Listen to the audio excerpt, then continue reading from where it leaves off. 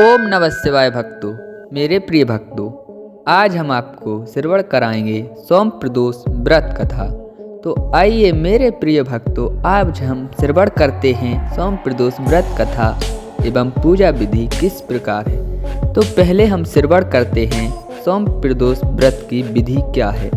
व्रती प्रातः काल नित्य क्रिया से निवृत्त होकर आचमन करें तथा सूर्य को अर्घ्य देकर यह संकल्प करें कि आज से मैं अपने मनवांछित फल की प्राप्ति के लिए सोम प्रदोष को नियमित रूप से शंकर जी का पार्वती सहित पूजन करूंगा।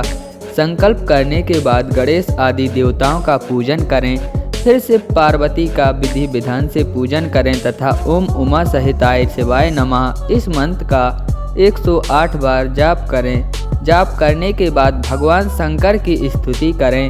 इस व्रत को जो कोई भी करता है, भगवान शंकर की कृपा से उसके समस्त कार्य सिद्ध होते हैं। रोगी का रोग दूर हो जाता है, निर्धन को धन मिलता है, विद्यार्थी को विद्या एवं संतान चाहने वाले को संतान का लाभ होता है।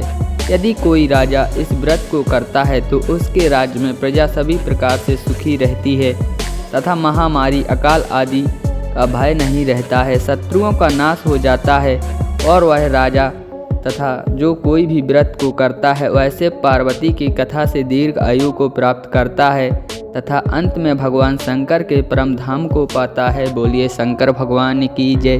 दोस्तों, अब हम श्रवण करते हैं श्री प्रदोष व्रत कथा। तो जो लोग हमारे चैनल पर नए आए हैं वो हमारे चैनल को सब्सक्राइब कर बगल में दिख रही बेल आइकन उसको भी दबा दें ताकि आने वाली इसी तरह की धार्मिक वीडियो आप रोजाना सबसे पहले देख सकें। और ज़्यादा से ज़्यादा वीडियो को लाइक करें और अपने दोस्तों के साथ शेयर करें ताकि वह भी वीडियो को देख सकें। और अगर आप शिव जी के सच्चे भक्त हैं तो हमें कमेंट में ओम नमः शिवाय लिखकर जरूर भेजें। तो ज़्यादा टाइम वेस्ट ना करते हुए आइए अब हम श्रवण करते हैं दोस्तों सोम प्रदोष व्रत कथा। प्राचीन काल में धन्य धान से युक्त एक वैश्य था, किंतु उसके एक भी संतान न थी।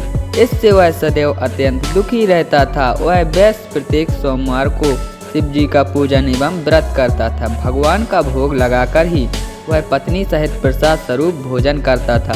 उसकी भक्ति को देखकर पार्वती जी ने शंकर जी से कहा कि वैश्य अत्यंत भक्ति पूर्वक आपकी पूजा करता है, अतः आप इसके दुख को दूर करके उसे संतान प्राप्त होने का वरदान क्यों नहीं देते।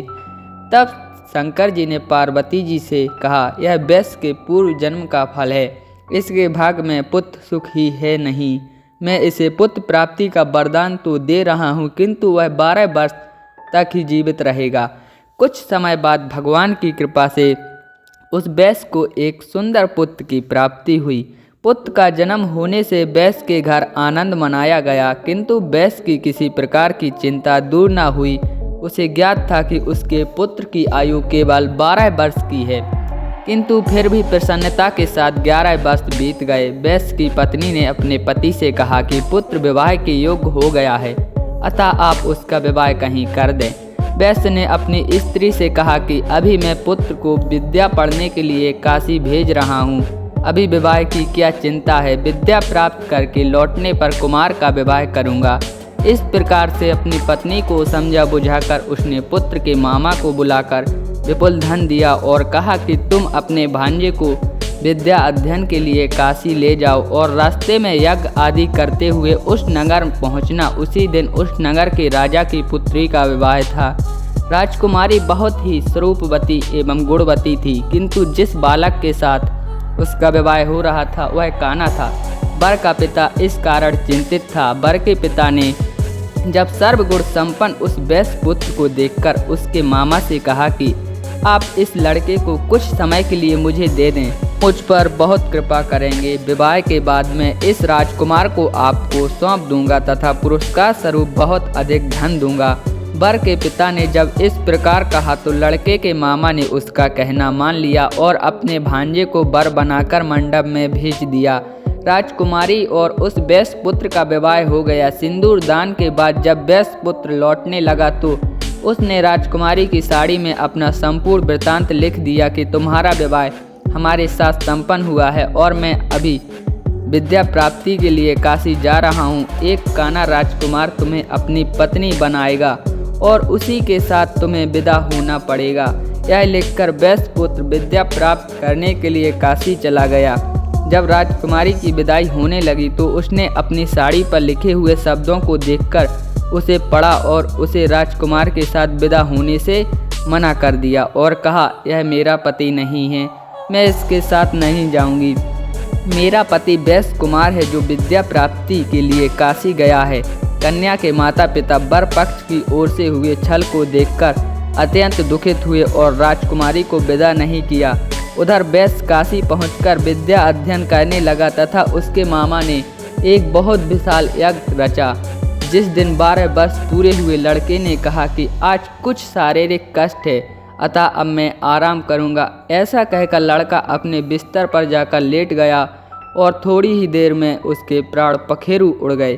थोड़ी देर बाद जब मामा ने आकर देखा तो अपने भांजे को मृत पाया, जिससे वह बहुत दुखी हुआ और किंतु यज्ञ के भंग हो जाने के डर से चुप बना रहा। यज्ञ की पूर्ण आहुति होने के बाद जब सब लोग वहां से चले गए तब उसने जोर से रोना प्रारंभ कर दिया।